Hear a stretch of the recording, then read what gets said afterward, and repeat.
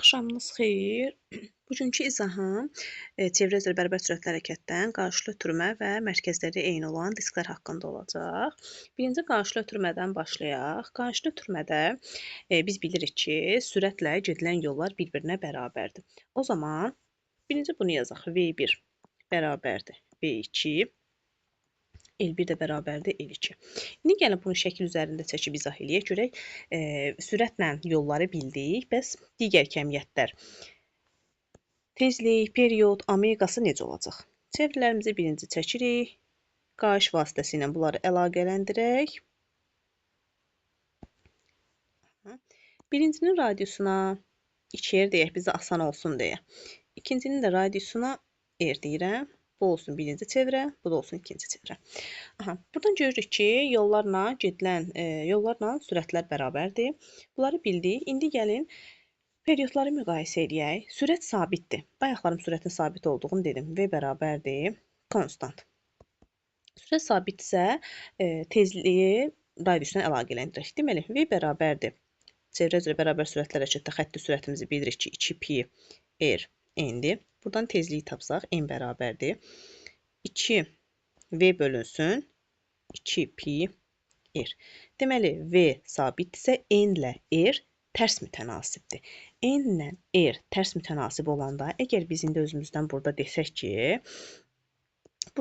ki, n birimiz n-dir. Əgər biz n1-i n qəbul ediriksə, ikinci çevrənin radiusu 2 dəfə az olduğundan, çevrənin radiusu 2 dəfə azdır. Burada dedik ki, tezliyi ilə də radius tərs mütənasibdir. Radius 2 dəfə az olduğundan, ikinci hissədə tezliyi ikinci çevrədə, daha doğrusu tezliyi 2 dəfə böyük olacaq. Yəni, n 2 bərabərdir, onlar 2n. Bunu bildik. İndi keçək periodu yazaq. Period üçün belə yazarıq ki, V bərabərdir 2pi r bölünsün t-dən. T bərabərdir 2pi r bölünsün v-yə. Yenə V sabitdirsə, T ilə R burada düz mütənasibdir. Əgər T ilə R düz mütənasibdirsə, yenə əgər mən T1-i T qəbul eləyirəmsə, birinci çevrənin periodunu T qəbul eləyirəmsə, ikincinin radiusu 2 dəfə az olduğundan period da 2 dəfə az olacaq.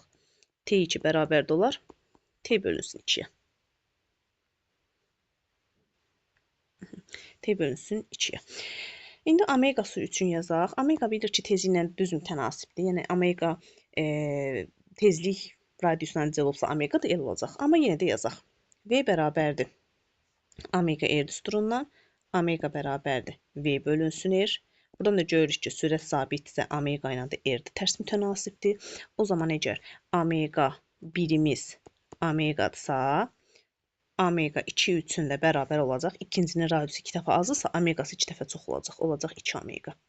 Bunları bildik biz. İndi gəlirik əsas məsələmizə. Əsas məsələmiz olan təcilləri müqayisə eləməyə. Ən çox qarışdırılan hissədir ki, bəs təcil qarşılı ötürmədə necə olur, mərkəzləri eyni olan disklərdə necə olur? Təcil isə qarşılı ötürmə üçün yazıram indi. Qarşılı ötürmədə dediyinə sabitdir, sürət sabitdir. V bərabərdir konstant. Əgər sürət sabitdirsə, demək ki, elə düstur seçməliyəm ki, orada sürət olsun ki, mən sürəti sabit götürüm ki, digər kəmiyyətlər arasında asılılıq qura bilək. Axı biz öz-özümüzdən ilə iki kəmiyyət arasında asılılıq qura bilmərik. Mütləq kəmiyyətlərdən digərləri ya sabit olmalıdır, ya da digər kəmiyyətlərin necə dəyişdiyi bizə məlum olmalıdır. Demək ki, bizim iki düsturumuz var. A bərabərdir. Bir var omega kvadratı R. Bir də var A bərabərdir. V kvadratı bölünsün R. Baxıram ki, düsturun birində düz asılıdır radiusdan təcil, digərində isə tərs asılıdır. Hansı düsturdan istifadə eləməliyəm? Tərs asılı olandan. Niyə görə? Çünki bu tərs asılı olan düsturda sürət var. Bizim qarşılı ötürməmizdə də sürət sabitdir. Axı, mən burada sürəti özüm sabit götürə bilərəm. Təcil ilə radius arasında asılılıq quracam. Amma digər bu düsturda isə omega sabit deyil. Omega sabit deyil deyə mən buradan özümdən omeganı sabit götürüb A ilə R arasında asılılığı qura bilmərəm. Ona görə bizə lazımdır A bərabərdir V kvadratı bölünsün R. Demək ki, qarşılı ötürmədə A ilə R tərs mütənasibdir.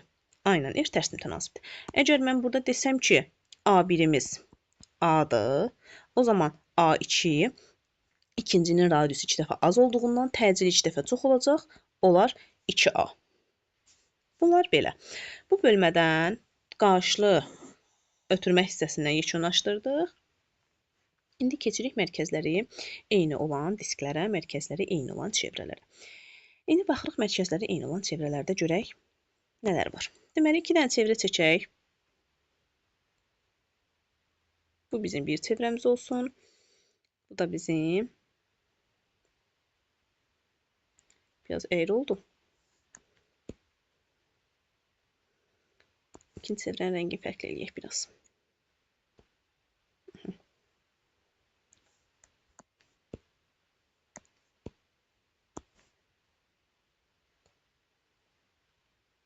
Aha, oldu. Deməli, birinci çevrəmizin radiusun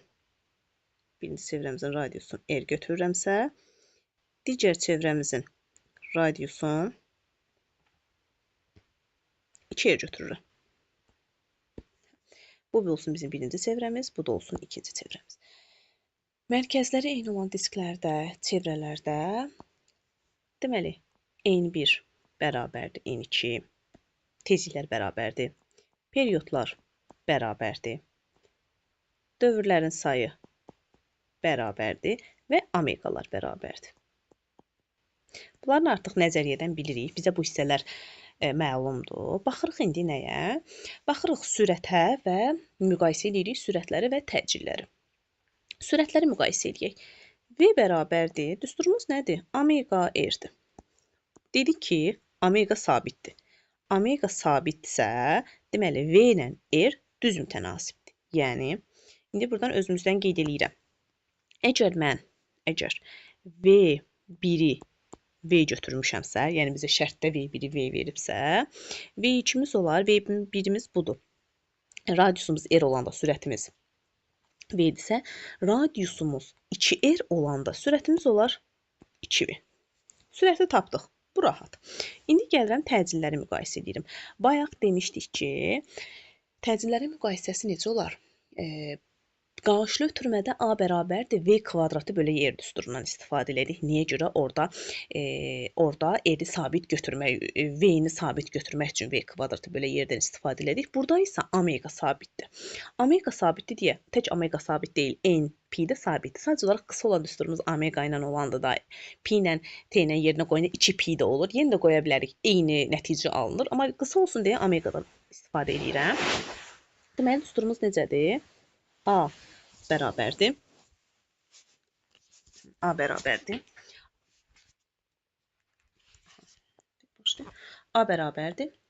Omega kvadratı R. Düsturumuz omega kvadratı R-dir. Demək ki, bu omega kvadratı R düsturundan görürük ki, burada omegamız sabitdir. Omega ilə bizim işimiz yoxdur. A ilə R düz mütənasibdir. Əgər burada A1 bərabərdir A deyirəmsə, o zaman A2 də bərabər olmalıdır 2A-ya.